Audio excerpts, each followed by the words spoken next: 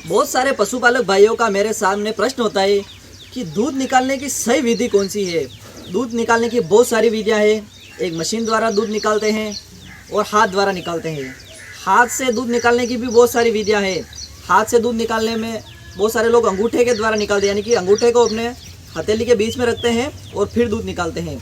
और एक इसकी विधि है पूर्ण हस्त विधि, यानी कि पूरे हाथ से दूध निकालते हैं, जिसमें अंगूठे को बाहर रखते हैं। इस तरह हम थन को पकड़ते हैं, ये देखिए आप, इस तरह थन को पकड़ के ऐसे दूध निकालते हैं। यह है पूर्ण हस्त विधि।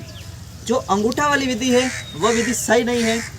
मशीन द्वारा निकालते हैं वो विधि, जो पशु ज़्यादा दूध देते हैं उनमें, जो 10 लीटर 15 लीटर दूध एक टाइम का देते हैं, उनमें मशीन द्वारा दूध निकालना सही रहता है।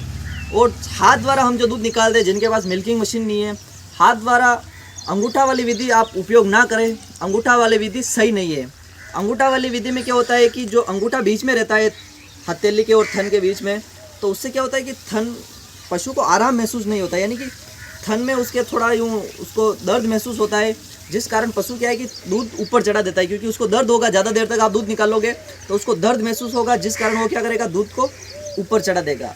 पशुपालक भाइयों, इसकी सबसे सही विधि है पूर्ण हस्त विधि, यानी कि अपने अंगूठे को बाहर रखना है, पूरे हाथ में आपको पशु के थन को पकड़ना है और फिर इस तरह दूध निकालना है। इस विधि के बहुत सारे फायदे हैं। इसमें क्या होता है कि पशुओं के थन को दर्द नहीं होता है।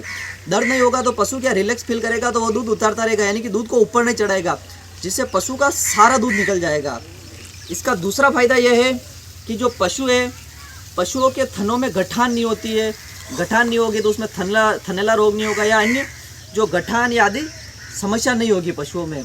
तो आपको ये पूर्ण हस्त विधि उपयोग करनी है। पूर्ण हस्त विधि से पशु रिलैक्स फील करता है, जिस कारण सारा दूध उतार देता है और पशु के शरीर में दूध नहीं बचता है, जिस कारण आपको ज़्यादा दूध की प्राप्ति होती है। पशुपालक भाइयों, आप कौन सी विधि अपने पशुओं में दूध निकालने के लिए प्रयोग करते हैं और कौन सी विधि आपको सही लगती है, सारी जानकारी कमेंट में बताएं। और जो पशुपालक भाई पहले से दूध निकाल रहे हैं, उनमें एक समस्या आएगी कि वो पहले अगर अंगूठा विधि से सीख गए हैं तो उनको वापस पूर्ण हस्त विधि में आने में थोड़ा समय लगेगा, क्योंकि वो डायरेक्ट नहीं निकाल पाएंगे। लेकिन अगर नए सीख रहे हैं तो पूर्ण हस्त विधि से ही दूध निकालें।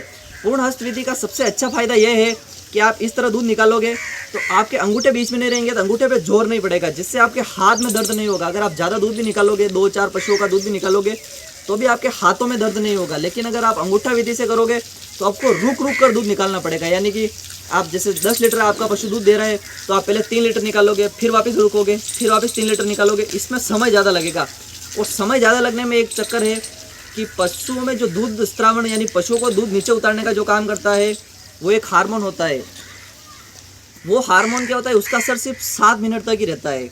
7 मिनट के बाद उस हार्मोन का असर खत्म हो जाता है और पशु दूध ऊपर चढ़ा लगता है। और आप अंगूठा विधि से निकालोगे, रुक कर निकालोगे, तो पशु दूध ऊपर चढ़ा देगा, ज़्यादा समय लगेगा। अगर आप पूर्ण हस्त विधि से निकालोगे तो आपके हाथों में दर्द नहीं होगा, तो पशु दूध को ऊपर नहीं चढ़ाएगा, जिस कारण आपको सारा दूध निकल जाएगा। पशुपालक भाइयों, अगर जानकारी अच्छी लगी हो तो वीडियो को लाइक कर दें, चैनल को सब्सक्राइब कर दें तथा बेल आइकन को ऑन कर दें, क्योंकि हम पशुपालन से तथा खेती से संबंधित ऐसी सटीक जानकारी समय समय पर उपलब्ध कराते रहते हैं।